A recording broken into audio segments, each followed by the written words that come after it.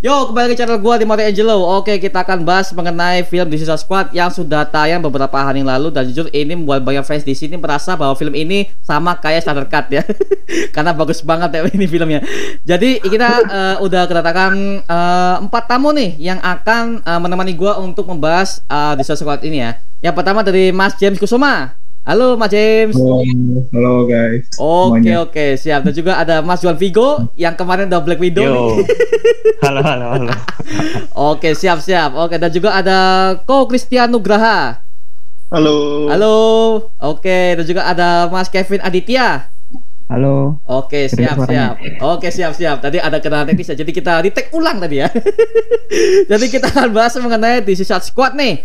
Oke, gua pengen tanya ke kalian satu-satu nih. Menurut kalian gimana nih dari awal sampai akhir, menurut kalian gimana nih dari film ini? Apakah ada kekurangan atau gimana? Gua pengen tahu pendapat dari kalian. Gua tanya dulu ke Christian Nugraha sendiri nih, gimana nih? Oke.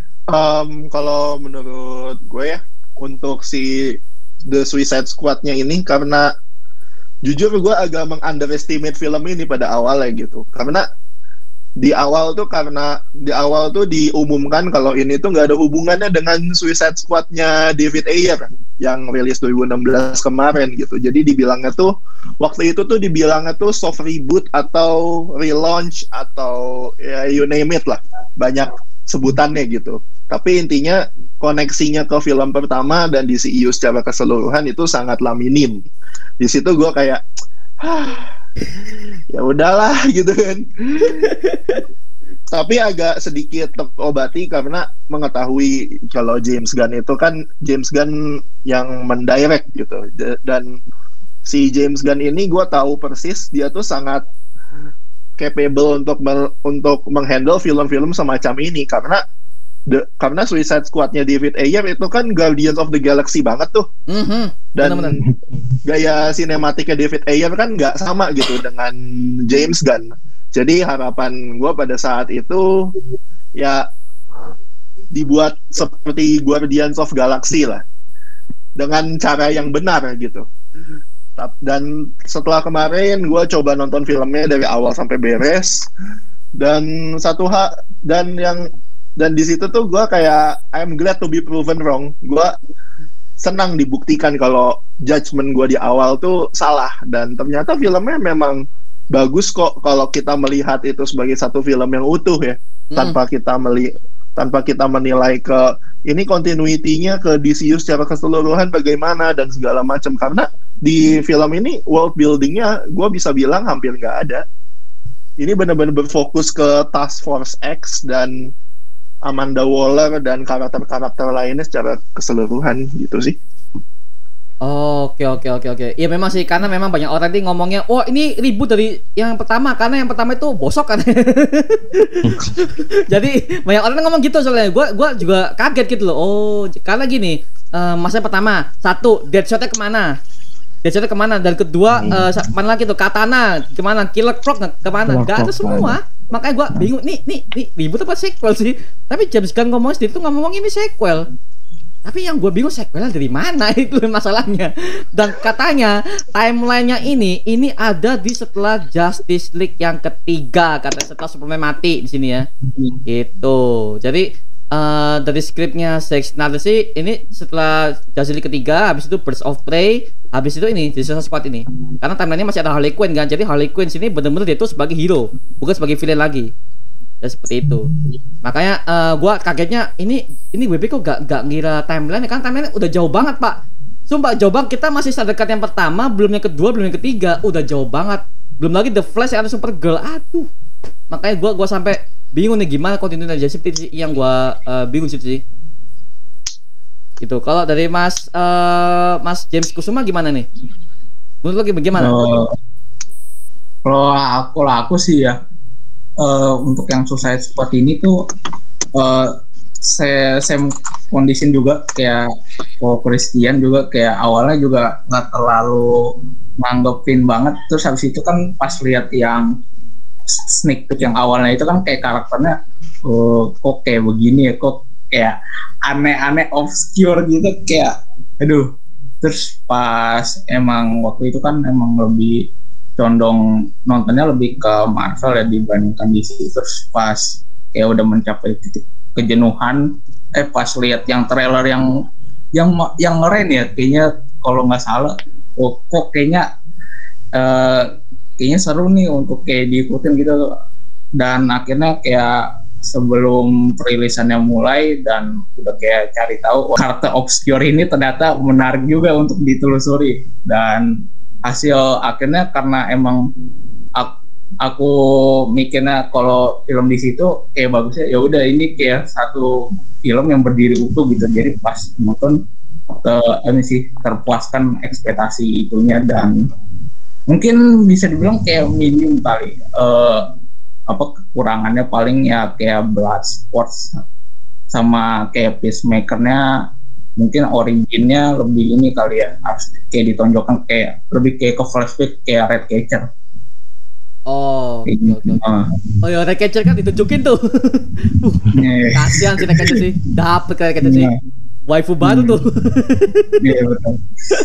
Oke, thank you. Kalau dari jual Vigo gimana?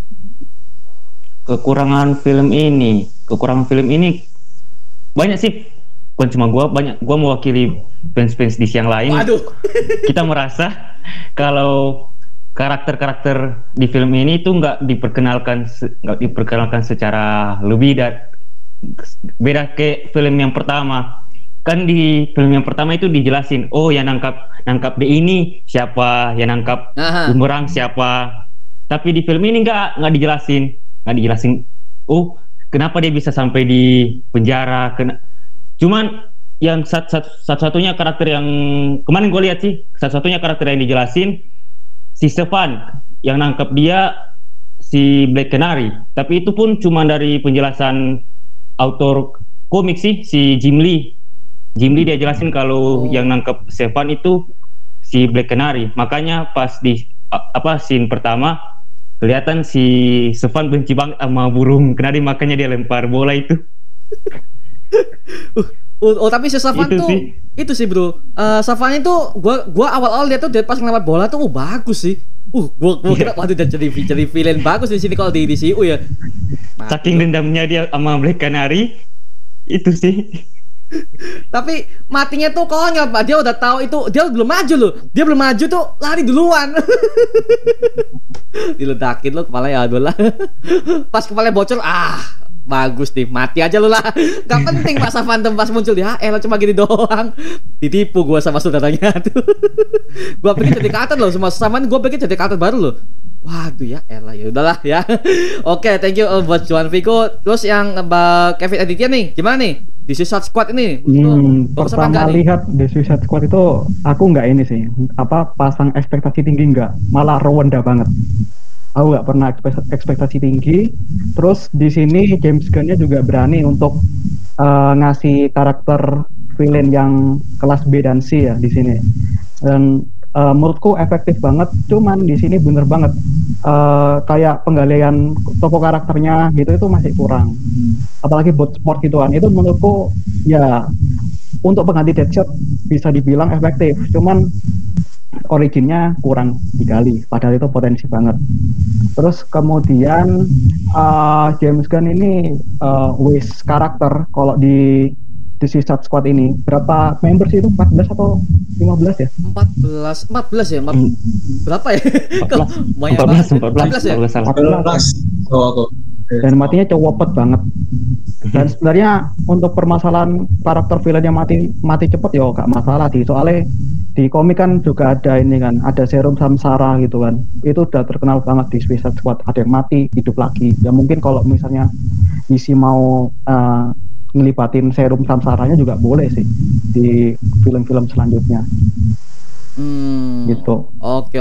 Jadi memang kekurangannya memang ini ya. Gue juga ngerasain sih kekurangannya Bloodsportnya kalau dia ditembak dia nembak Superman sampai masuk ICU itu cuma dari ini prolognya doang, naskahnya doang, gak tunjukin flashbacknya kayak contoh David Ayer dulu kan dia kan tunjukin si Captain Boomerang ditangkap sama The Flash. Nah dulu kan terus Harley Quinn ditangkap sama Batman. Nah itu menurut gua bagus meskipun cuma sebentar doang, tapi ada aja sih dia ditangkap sama ini, nah gitu-gitu itu ada vibe-nya gitu loh, ada sampai mencari dia bagus gitu loh. Tapi di sini ya itu sih mungkin karena kekurangan keterbatasan juga Ben Affleck-nya ya. Ini Ben Affleck-nya sampai sekarang masih belum jelas dia masih jadi Batman atau enggak nih. WB masih ngeh gitu loh gara-gara Thundercat kemarin tuh. Waduh. Gitu tapi sih. Bagusnya di sini James Gunn ini enggak ngelibatin Batman sama Joker. Soalnya kayak kesalahan David Ayer yang sebelumnya itu kan juga dia masang Batman sama Joker di film pertama itu kayaknya orang-orang salah fokusnya malah ke Batman sama Joker yang jadi titik perhatiannya, bukan gengnya sendiri. Oke. Jadi kayak ini ya stealing show ya. Jadi kayak Batman Joker tuh memang gua akui sih Batman Joker memang adalah karakter yang udah utama banget sama ikonik banget di DC. Cuman kalau mereka ditunjukin gitu ya sih bener juga sih. Apa kayak stealing show banget sih meskipun mereka cuma sebentar doang, tapi iya sih bener sih. Bener. Oke, gua setuju sama pendapatnya Mas Kevin dia nih. Oke, gua tanya sekali lagi nih buat kalian semua nih. Setelah kalian lihat scene ini sih, gua tanya sih ada beberapa scene yang menurut gua sangat gak paham ya. Terutama ini untuk Starro-nya nih. Nah, villain Starro-nya nih. Nah, ini Starro-nya sebenarnya itu villain origin dari mana sih? Dari planet mana? Terus itu dia sebenarnya villain dari siapa? Karena banyak banget yang bilang bahwa ini sebenarnya adalah villainnya kelasnya Justice League. Nah, ini gua nggak tahu dari mana sebenarnya awal ini. Mungkin ada kasih pendapat lain nih. Kalau di komik sih awal-awal muncul di ini Justice League itu ya, komik jadul itu. Habis itu dia itu musuh yang tergolong kuat gitu loh. Pas di kalahin sama GL, balik lagi ke komik Aquaman, dia upgrade kekuatan gitu. Terus habis itu muncul lagi di Teen Titans. Terus di komik Prime dia gak jadi villain aja, dia jadi hero di sana. Dia bantu si Batman jadi Robin juga. Banyak banget sih kalau Starro itu di universe DC. Oke. Kalau dari Mas Christian Nugraha gimana nih menurut lo nih Starro nih? Kalau untuk Starro, gue jujur gak bisa komentar banyak-banyak ya. Oke. Karena gue juga baru pertama kali melihat karakter ini gitu. Walaupun sebelumnya gue sempat research juga waktu di Zack Snyder Justice League kan sebenarnya ada tuh Easter egg-nya ada yang tentang Starro tuh. Yang ini robotnya Steppenwolf yang dia ke kepala orang terus dia proyeksikan isi pikirannya. Walaupun itu nggak pernah dikonfirmasi sama Zack Snyder kalau itu tuh mengarah ke Starro, tapi fans banyak yang berpikir seperti itu, bahkan fan teoris yang besar pun juga banyak yang berpikir ke sana gitu. Dan untuk Starro ini menurut saya tuh kayak apa ya, di khususnya di Suicide Squad ini ya, jadi kayak semacam ini big bad villain yang memang harus dikalahin bareng-bareng. Jadi itu kayak apa ya, James Gunn mungkin waktu nulis skrip tuh dia mikirnya kayak gini gitu, kayak oke, ini kan buat timnya kan ada ber-14 ya tadi ya. Ada gue akan menghadirkan 14 hero nih di film ini nih, dan nggak mungkin musuhnya tuh cuman kayak diktator doang gitu. Akhirnya ya udah oke, kita harus ini nih big bad villain apa nih, cari ketemunya Starro. Ya udahlah, ntar di final battle mereka kerjasama lawan Starro lah, dan terbukti kan di film itu kan kemenangan mereka atas Starro tuh bukan kemenangan individu tapi kemenangan tim gitu. Seperti itu sih. Bener kemenangan tim. Dan juga memang endingnya apa ya, si Ratcatcher 2 kan yang ngalahin dia cuman karena jutaan tikus pak itu. Iya. Konyol sih gue konyol ya. Cuma gitu doang.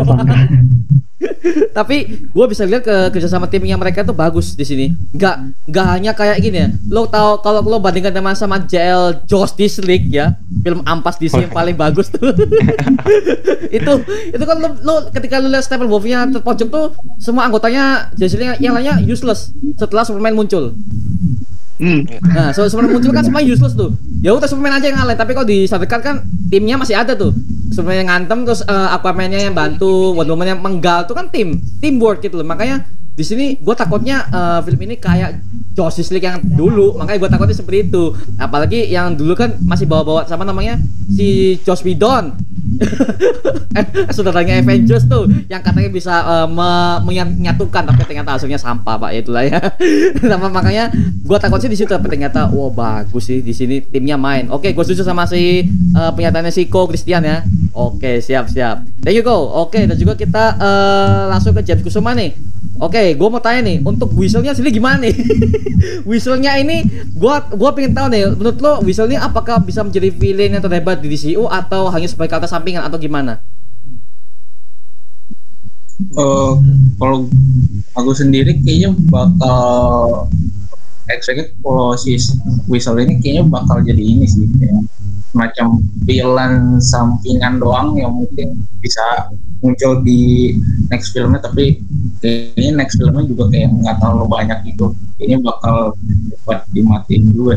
Dan yang aku bingungin tuh karena kan harusnya di komponennya yang Amartas Amanda Waller kan dia udah disis ya, karena udah dibilang mati, tapi kenapa pas dia udah hidup itu kan harusnya kalau hidup kan harusnya ini ya kan masih ada bomnya kan di belakang, kenapa nggak tiba-tiba ini gitu ya meledak gitu, atau emang pas udah dibilang disis itu kayak aktivasi di bom di belakang yang dia disuntik dia itu kayak udah gak berguna lagi, udah kayak mati gitu, jadi dia mau bisa udah kembali gitu habis dari tenggelam gitu. aduh whistle ya, itu salah kata yang ngakak sih di Suicide Squad, cuman baru sementara. Tapi di sini yang gua pengen tanyakan sini adalah King Shark-nya nih. Oke, King Shark yang udah nonton Arrowverse pasti udah tahu lah, King Shark udah pernah muncul di The Flash, itu menurut gua sih udah ngeri banget lah The Flash. Di sini yang gua bandingkan sini, kok King Shark-nya kok bulky banget ya, nggak kayak yang nggak kayak The Flash itu. The Flash tuh garang jir, ngerinya dapat loh. Di sini kok gini ya? Lucu aja gua ngeliat ada King Shark-nya gitu. Menurut kalian gimana nih? Ada bisa kasih pendapat nggak di sini King Shark-nya? Kalau kalian bandingkan dengan Arrowverse. King Shark gua rasa sih King Shark yang diambil James Gunn ini terinspirasi dari serial Harley Quinn. Soalnya ya sama aja, imut, cute gitu. Gua rasa ambil terinspirasi dari situ sih, King Shark yang versi James Gunn ini. Oke. Tapi gini, banyak bilang kalau King Shark ini juga dibandingkan sama Groot-nya versi GOTG. Ini banyak banget yang bandingkan itu semua. Nah, ini kalau dari kalian sendiri sih gimana nih? Mas Chris ini AFK. Oke, gue tanya sih dari Mas James Kusuma gimana nih? Dari King Shark-nya. Kalau King Shark lu gimana? Karakter yang gimana tuh? Oh, kalau nama Groot tadi ya 11-12 sih paling. Kalau si King Shark ini kan emang ke arahnya villain ya, jadi untuk karakter sampingan ya sebagai villain yang buat lucu-lucuan gitu dan bisa di merchandising. Dan kayaknya ini deh gua bisa gimana ya, gak bisa terlalu berkomentar banyak sih, soalnya mungkin juga baru lihat si King Shark ini di sini kan, yang Arrowverse itu belum pernah lihat. Iya, paling segitu aja sih paling pemikiran gua soal yang di sini. Oke. Karena gini, itu sebenarnya bukan, iya memang katanya agak imut dikit gitu, cute gitu. Cuman dia kan bisa makan orang terus ada sih di mana itu ngebelah tubuh orang anjir. Itu anjir. Garangnya parah sih. Itu gue yakin kalau itu di Cinema Access 1 itu di-cut pas itu. Serius deh. Pasti di-cut tuh. Aduh. Makanya ini untungnya tuh sekarang sih film kayak gini sosial ini jangan sampai rilis di bioskop lah, jangan, enggak usah lah. Sumpah itu kalau di bioskop bayar di-cut, langsung gua walk out dah. Langsung gua hujat tuh film tuh. Pengalaman dari Mortal Kombat kemarin. Oh iya, Mortal Kombat kemarin. Oh iya Mortal Kombat. Langsung dihujat nanti kalau abis nonton di bioskop udah cukup aja. Langsung ratingnya. Aduh. Jadi gua gimana ya lihatnya di situ sih kayak apa ya, kurang gimana gitu loh. Jadi yang gue lihat sini sih penjabarannya tuh kurang tajam. Jadi gue ngeliat kurang aja sih. Tapi King Shark-nya ini dari pengisi suaranya, apalagi kita ngomongin double-nya Stallone nih, Rainbow nih yang main nih. Gue lihat suaranya itu dia tuh bisa apa ya, dia tuh nggak selamanya garang, King Shark-nya, dan juga ketika gue ngeliat dia dubbing, dia ngisi suara King Shark, dia bisa ngatur tensinya dia lagi galau, tensi dia lagi sedih. Kan dia kan ada kan adegan dia sedih sama sedih itu, terus dia ngomongnya ke Ratcatcher 2 tuh yang mereka lagi di pulau itu. Itu menurut gue chemistry bagus sih. Karena gue bisa lihat Ratcatcher 2 ini sama King Shark kayaknya mereka akan jadi pasangan nih, kayaknya. Gitu sih. Makanya di sini Suicide Squad ini yang dibuat pasangan tuh ada ya Ratcatcher 2 sama King Shark. Kalau Harley Quinn sendiri sih kalau yang gue lihat sama ini ya, kalau kalian ingat nggak ya sama Jenderal Luna? Masih ingat nggak sih yang villain Jenderal Luna yang dibunuh di pistol sama Harley Quinn tuh?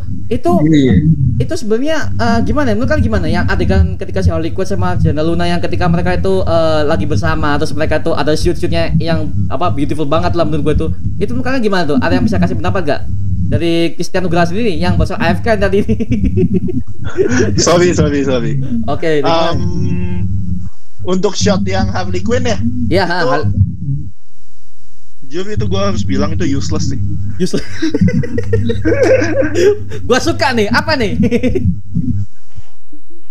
Karena nggak memberikan signifikansi apa-apa ke dalam cerita gitu, selain si Jenderal itu tuh mati gitu. Tidak memberikan signifikansi ke pengembangan karakter Harley Quinn ke depannya gimana dan sebagainya gitu. Tidak memberikan ke arah sana yang seperti yang tadi aku bilang di awal. Kalau film ini tuh sangat amat minim untuk world buildingnya, lebih berfokus ke ya udahlah ini jadi film stand alone aja yang seolah terpisah dari DCU gitu. Kayak gitu sih. Oke, iya sih, bener karena gini, dari awal kan Harley Quinn kan udah ketemu sama si Luna ini kan cuman satu scene, dan mereka itu dari film sebelumnya itu mereka nggak ada chemistry, nggak ada pendekatan karakternya, jadi benar-benar Luna ini adalah karakter yang baru gitu loh. Jadi gue lihat kok mereka kayak pasangan suami istri, tapi kok buildingnya dari sebelum-sebelumnya nggak ada, mereka cuma ketemu blood langsung ada shot gitu. Ya sih, bener sih, menurut gue sih useless sih, tapi bagus niat semua aja. Gue sempat lihat nih, waduh ini James Gunn nih, gue nggak tahu ya pikiran kemana kok bisa dia membuat shot seperti ini, tapi untuk kedepannya impactnya nggak ada. Itu yang menurut gue sih kayak ya sih bener nggak ada impactnya kedepannya sih. Oke gitu sih, tau ujung-ujungnya dia mati tembak belarang. Cuma gitu doang. Aduh. Gue pengen tanya nih, satu lagi nih, Ratcatcher nih, waifu baru di DCU. Oke. Waifu baru nih, cantik Pak abis ya Pak. Menurut kalian gimana nih Ratcatcher 2 dari awal dia di build up muncul di situ sampai akhir gimana? Dari Kevin Aditya gimana Ratcatcher 2 ini? Ratcatcher 2 karakter baru ya mungkin ya untuk pengganti Ratcatcher ke-1 ya, yang bapaknya itu ya. Iya. Menurutku bagus, dia udah developingnya dia lebih beda sama teman-temannya, lebih terkesan milenial gitu loh. Awal-awal dia dimunculkan gitu, anak muda banget, males-malesan kayak gitu. Banyakan. Terus awalnya juga underestimate juga. Ratcatcher tuh ability-nya cuma manggil tikus gitu. Mau jadi support tim doang gitu loh. Ya tapi banyak sih ya peran-perannya gitu. Jadi kayak penengahnya di tim gitu loh. Si bot pitmakernya brengsek, terus si bot sportnya yang memang itu, jadi dia penengah timnya gitu. Bagus sih James Gunn ngasih karakter si Ratcatcher tuh ini untuk jadi penengah tim sentralnya gitu. Jadi nggak terlalu jahat, nggak terlalu blow on juga. Oke, Ratcatcher 2 ya. Tapi ya gua kalau secara muka ya cantik sih. Hasilnya cantik sih. Karakter bagus banget. Bagus banget. Saya suka itu. Oke, kalau dari James Kusuma gimana nih? Ratcatcher 2 nih. Kalau untuk Ratcatcher 2 story developingnya udah bagus sih, untuk yang latar belakangnya juga walaupun cuman sekilas doang, walaupun jadi cuman 2 scene doang gitu kan, tapi kayak itu udah cukup gitu, kayak udah menggambarkan kayak karakter si Ratcatcher ini kayak gimana gitu. Bahkan yang pas yang awal-awal yang bener tuh yang kata Mas Kevin itu bilang tadi, yang milenial pas lagi tidur kayak diomel-omelin, kayak sama kayak relate aja gitu ke zaman sekarang. Terus kayak umur-umuran aku kan kalau misalkan lagi malasan, udahlah tidur aja gitu kan. Dimarahin orang tua, dan emang jujur emang ini salah satu mungkin ini karakter favorit aku dari semua yang bikin yang film ini.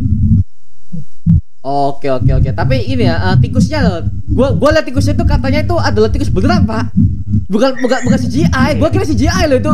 Tapi yang bukan tikus yang jutaan ya, bukan itu pakai CGI loh. Kalau tikus yang satu itu gua kira tuh CGI. Tikus asli loh. Sumpah. itu gimana matinya? Coba gua lihat itu bisa lambe tangan, terus apa gitu-gitu. Dia bisa action loh. Gila, bagus sih. Waduh, James Gunn berarti dia tuh ngarahin animalnya aja tuh tidak bisa. Meskipun cuma satu doang, tikus doang satu.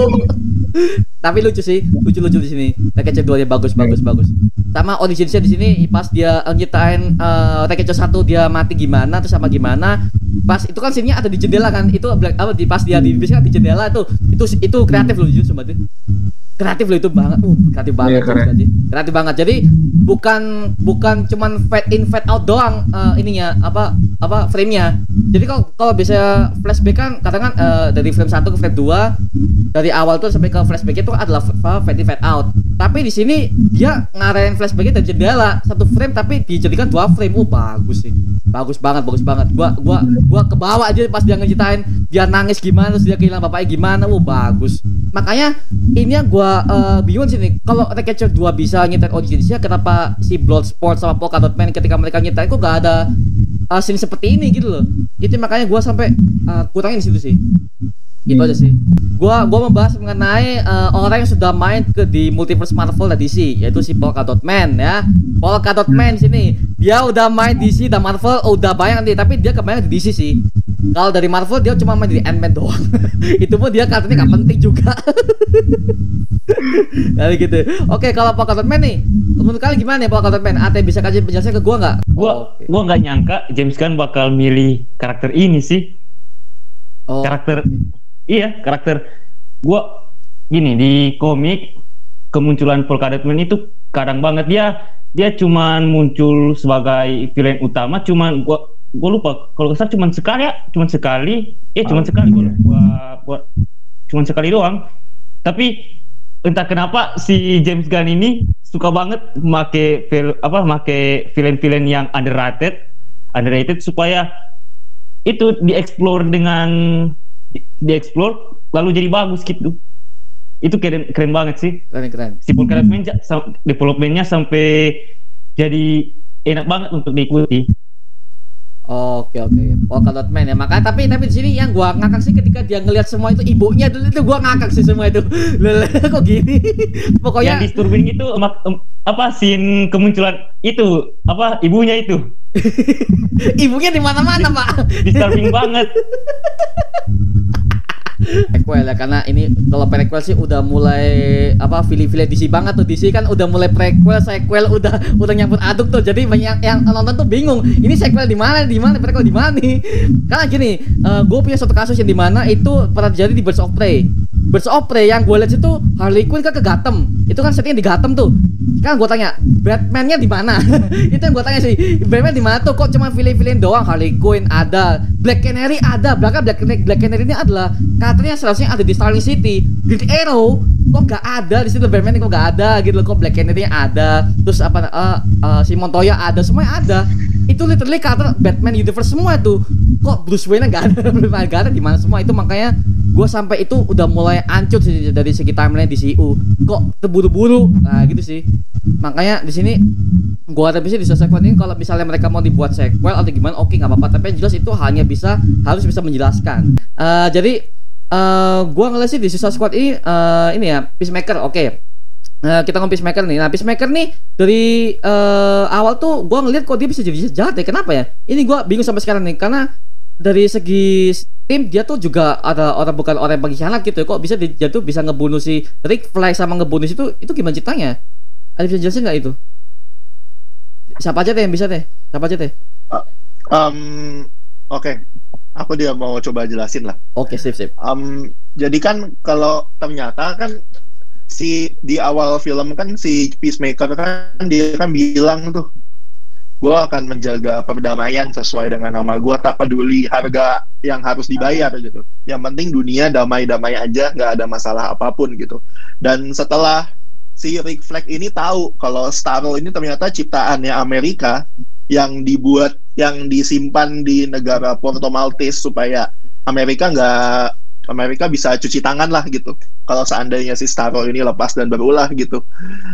Dan si Peacemaker ini tuh dia kayak lu nggak boleh sebarin informasi ini gitu karena akan mengganggu secara keseluruhan, akan mengganggu perdamaian.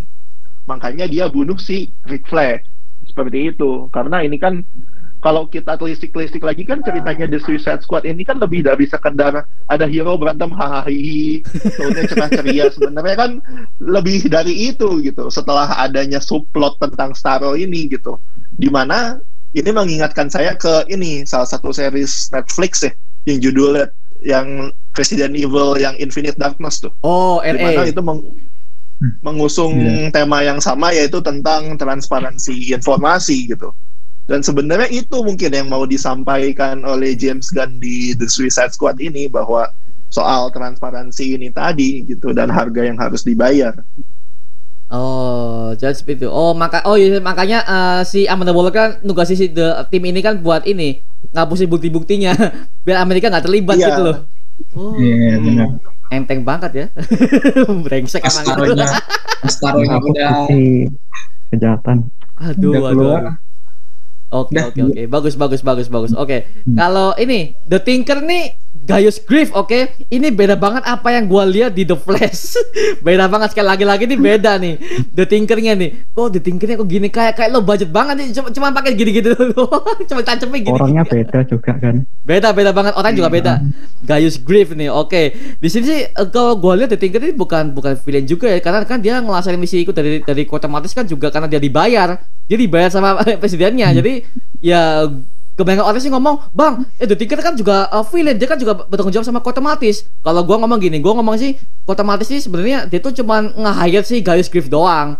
Nge-hire si ilmuwan ini buat meneliti si Starro ini. Tapi ya karena si Gaius Grief juga setuju kalau ini harus disebar ke media, dia dibunuh juga loh. Sama si Starro dia dibelah loh. Wah, anjir itu gol parah sih, anjir ngilu anjir.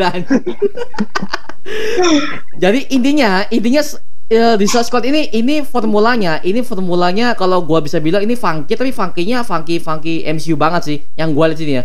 MCU banget nih yang gua lihat, cuman funky itu ditambahin sama gore. Nah, gore ini kebanyakan mereka menirunya sama Deadpool. Kalian setuju nggak dengan ini? Ini pernyataan dari para fans sebenarnya ini. Gitu. Iya, gore-nya lebih kayak ke arah kita nikmatin gore, bukan lebih kayak ngilu gitu. Kayak lebih kayak ketika pas nembak orang atau ngebelek orang kayak kayak berasa, mungkin kalau aku sendiri kayak berasa pas mereka kayak nyerang gitu kayak berasa main Dynasty Warrior gitu, kayak kesel aja gitu main kayak nebasin orang-orang kayak gitu, kayak puas aja. Itu golnya paling kelihatan tuh yang di awal pertama yang mereka nyerang pulau itu loh. Itu kan di Black tuh ada kepala terbelah. Itu parah sih. Parah semua matinya itu. Bahkan itu yang Bloodsport atau Peacemaker ya kayak tembak salah satu yang orang kayak vitalnya gitu, gila. Itu. Iya itu kayak kaget, unexpected. Oh my god. Aduh. Gitu. Tapi literally sih bagus berarti ya. Oke, gua pengen tanya sekali untuk pertanyaan terakhir nih. Skor, oke. Kalau gua di YouTube gua kan udah review, gua kasih skor tuh A, 10 dari 10. Kalau dari kalian gimana nih? Skor kalian berapa nih untuk film ini nih? Dari James Kusuma. Kalau aku 8 dari 10.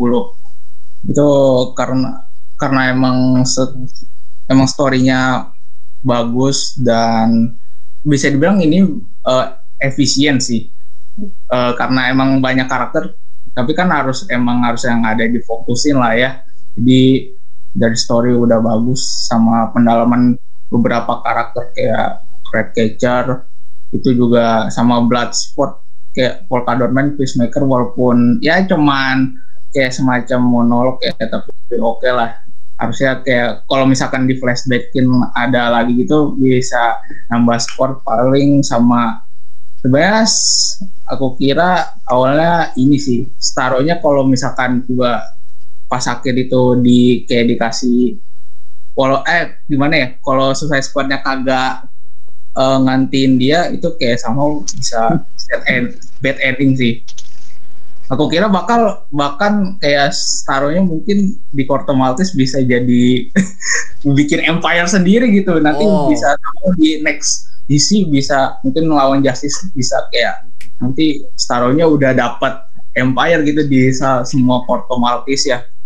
Jadi paling ya emang Staronya ya cepet dimatiin. Harusnya bisa dilanjutin lagi sih ya kalau dari aku gitu. Oke, 8 dari 10 ya. Oke, alasan yang menarik nih. Oke, kalau dari Juan Vigo ratingnya berapa nih? Apa alasannya juga? Kalau dari gua 9 sih, 9 dari 10. Wah, sih. Alasannya apa nih? Karena ini sih gua salut sama James Gunn karena selalu memilih karakter-karakter yang underrated, yang banyak orang tahu. Lalu dia berhasil sih ngembangin karakter itu. Jadi karakter yang kita suka, jadi karakter yang memorable untuk selalu diingat di film ini. Itu sih keren. Oke. Thank you Mas Juan Vigo. Oke, 9 ya. Oke, kalau dari Kevin Aditya berapa nih? Alasannya? Sama juga 9/10. Jadi di sini nuansa dari filmnya juga beda daripada film DC sebelumnya gitu. Ya hampir sama kayak Birds of Prey sih. Positifnya di sini ya CGI-nya ya udah mulai keren banget, apalagi yang nanogun-nya si Bloodsport tuh. Oh itu bener-bener. Nanogun. Oh, yang itu ya, yang pistol yang ini ya. Iya, yang diputar-putar tuh. Oh iya, anjir bagus. Keren. Kalau ada nerfnya mah sumpah beli tuh. Gua pengen beli sama. Kalau jual ya. Bagus. Sama CGI-nya main loh, Pak. CGI-nya bukan komputer banget loh. Main CGI-nya. CGI main. Wah, bagus. Oke, 9. Terus pengarahan karakter King Shark-nya juga disamakan sama komik ya. Itu kayak lebih ke jelmaan dewa, bukan metahuman seperti di series The Flash. Oke. Oh ya, kalau The Flash kan dia metahuman ya kalau The Flash itu ya. Metahuman. Oke. Beda ya. Oke, 9 sama kayak John Vigo. Oke, thank you. Kalau dari terakhir nih, Ko Cristiano Gra. Berapa nih skornya nih? Sebenarnya untuk reviewnya saya masih susun ya. Karena saya bakal review itu nggak secara netral, tapi sebagai pendukung Aircut. Siap. Melihat film ini seperti apa. Jadi saya kasih, tapi untuk angkanya sih sebenarnya sudah keluar, yaitu 7,5 sebenarnya. Waduh, 7,5 nih. Kenapa nih? Boleh.